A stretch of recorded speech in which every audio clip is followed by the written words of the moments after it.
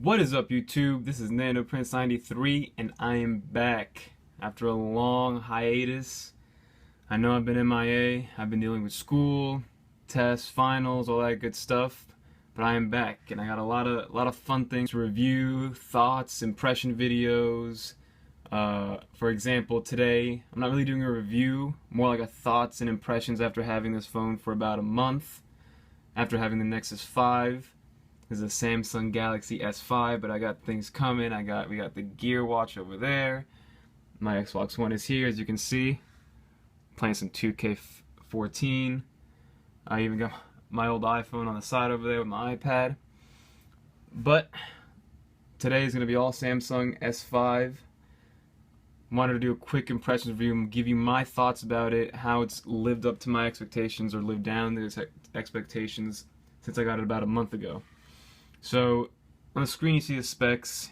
By now everybody knows them. You got the 16 megapixel camera on the back with the heart rate monitor sensor on the back, also right under it. You got 2 megapixel camera on the front. You have LTE, HDR, full HD video. You got KitKat 4.4.3. You got 2 gigs of RAM. There's two models. I got the 16 gig model, but it does come with expandable memory, as we all know by now. You got a 28 milliamp hour battery, which I'll go into a little more detail. And then you have all the Google regular services like Google Plus, Gmail, all that good stuff.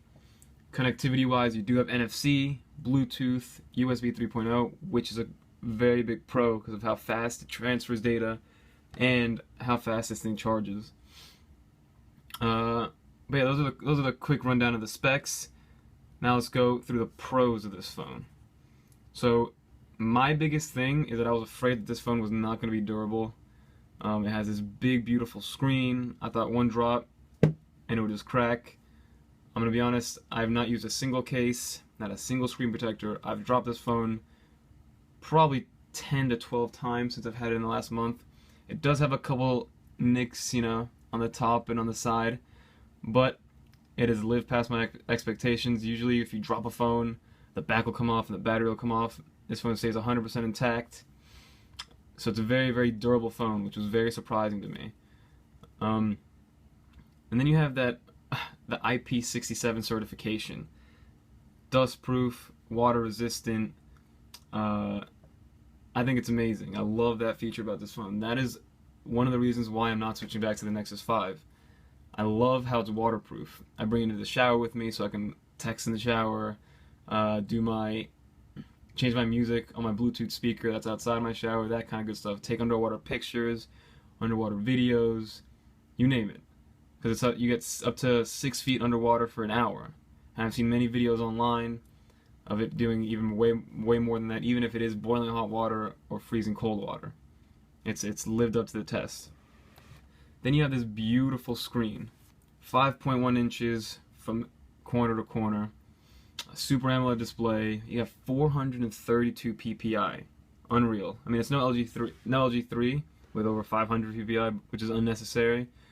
But this is it. This is one of my favorite screens. And then out of the box, first 2-3 weeks, battery was amazing. Heavy usage got me a little over a day. I would get home around 10 p.m. with about 15% battery left, which I was happy with. iPhones couldn't do that, not even the Nexus 5 could do that. So the battery initially was good. And then we go to the cons. The battery life has begun to die on me a little bit. I do use this phone a lot, very heavy usage. My Bluetooth is always on, my Wi-Fi is always on, I'm always surfing the web, I'm always on LTE. As you can see, all the little, let me see if I can focus this. All the little notifications on top, because I do wear my Gear Fit, so the Bluetooth has to be constantly on. Gear Fit video coming soon, my impressions on that. So the battery has lagged a little bit. Another thing that I really dislike, not about the phone, more about Samsung and its software, is TouchWiz. I had to get rid of it. I had to get rid of the TouchWiz launcher. As you can see, I do have the Google launcher. That's the one thing I do regret. I wish there was a GPE edition. I know you can root it, I know you can go through all that, but the Google Launcher does just fine for me. As you can see, I have, instead of that magazine feature from TouchWiz, I have the Google Launcher, which is awesome. It has all my Has everything I need in here. Nice clean interface, which I do like. And then another thing which I was very disappointed about was S-Health, and then the whole health movement, the whole nutrition movement. I am a person that is very focused on nutrition, very focused on health, and all that good stuff. But this heart rate monitor on the back is terrible. You need to be still. There can't be any moisture on your finger. You can't make a sound, and it takes 30 to 45 seconds for it to get a heart reading. I might as well just do it on my own with my fingers on my neck for 15 seconds and find my own heart rate. Same goes for the Gear Fit. The heart rate monitor on it pretty much sucks. I'm not gonna lie. For tracking food, all that good stuff, S-Health is okay, I guess. There's a pedometer built into this, which is average. It just, I don't know, I was not impressed. I was hoping more. I was hoping for a lot more, but I didn't get it, unfortunately. So I still wear it because I bought it. It's an accessory. I still use S-Health occasionally. I'm more of a MyFitnessPal user. As you can see, I'm very Google oriented. I'm buying into the whole Google ecosystem. I use Hangouts. I don't use the Samsung messaging. Google Hangouts is my primary messaging service. I'm all over YouTube.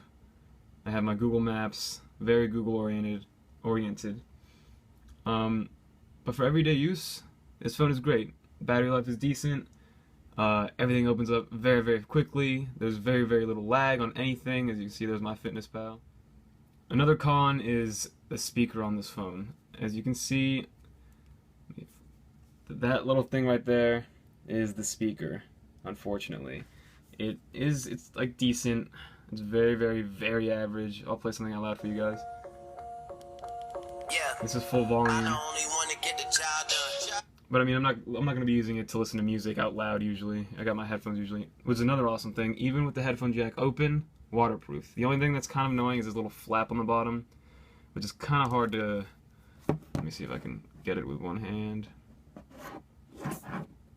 As you can see, very difficult. There's this little flap. But you do have the USB 3.0 right there, which is awesome. Charges lightning fast. Transfers data lightning fast, which is awesome.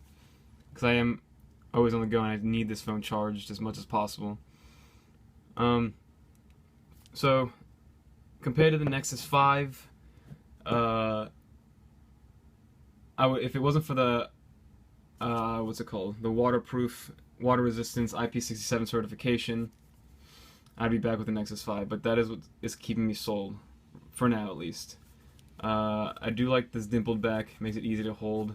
The phone is not too big, it's not too bulky, it's light, it's thin for what it has inside, because the amount of features in this thing is unreal. Kind of unnecessary, but unreal. You have, see, I don't like this whole TouchWiz interface. I'd much rather have the Google Play. Like I said, let me know what you guys think in the comments below, right below that like button. I will have a link to the website for the Samsung S5, as well as the Samsung Gear stuff. I will have a video up shortly about my thoughts and impressions on the Gear and how they work together, and if I like it or not, if I recommend it. So stay tuned, there's going to be a lot of videos. I'm going to be back posting regularly. Please comment, rate, like, and subscribe. NanoPrince out.